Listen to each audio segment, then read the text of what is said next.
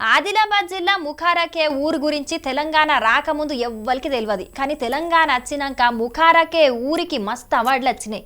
Centre సర్కార్ నుంచి సుతం అవార్డులు వచ్చే వరకు ఆ ఊరి పేరు మారు మోగిపోయింది. పేరుకే మారుమూల ప్రాంతం కానీ ఆ ఊళ్ళో ఎక్కలేని సౌలతులు ఉంటాయి. ఇక ఇప్పుడు ఆ ఊరు మల్లోపరి వార్తల నిలిచింది. మరి ఆ ఊరు దేని వల్ల వార్తల నిలిచింది ఏం కథ చూద్దాం పండ్రి.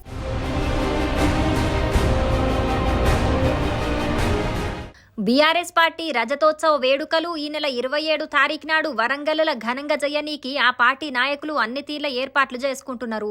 ఇప్పటికే మాజీ సీఎం కేసీఆర్ అన్ని జిల్లాల లీడర్లను పిలుచుకొని సభ ఏర్పాట్ల గురించి మాట్లాడుతున్నాడు. సభ ఏర్పాట్లు ఎట్లుండాలి, సభకు జనాలను ఎట్లా తీసుకురావాలి, వాళ్లకు సౌలతులు ఎట్లా చేయాలి అనే దాని గురించి చర్చలు చేస్తున్నారు.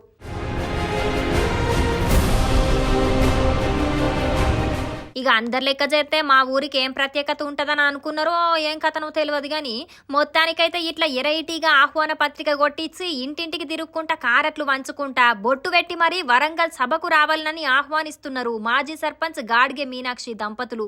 బీఆర్ఎస్ పార్టీ మాత్రమే తెలంగాణ ప్రజల కోసం పనిచేస్తుంది కాబట్టి మళ్ళా బీఆర్ఎస్ పార్టీని గెలిపించుకోవాలి, కేసీఆర్ను సీఎంను చేసుకోవాలని అనుకుంటా జనాలను మీటింగుకు పిలుస్తున్నదట.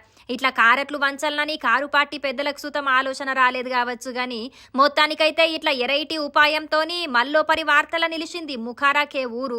ఏది ఏమైనా ముఖారకే ఊరు పేరు దేశమంతటా ఇనచ్చతట్టి చేసిన మాజీ సర్పంచ్ గాడ్గే మీనాక్షి అక్కను మాత్రం తారీఫ్ చేయాల్సిందేనుల్లా.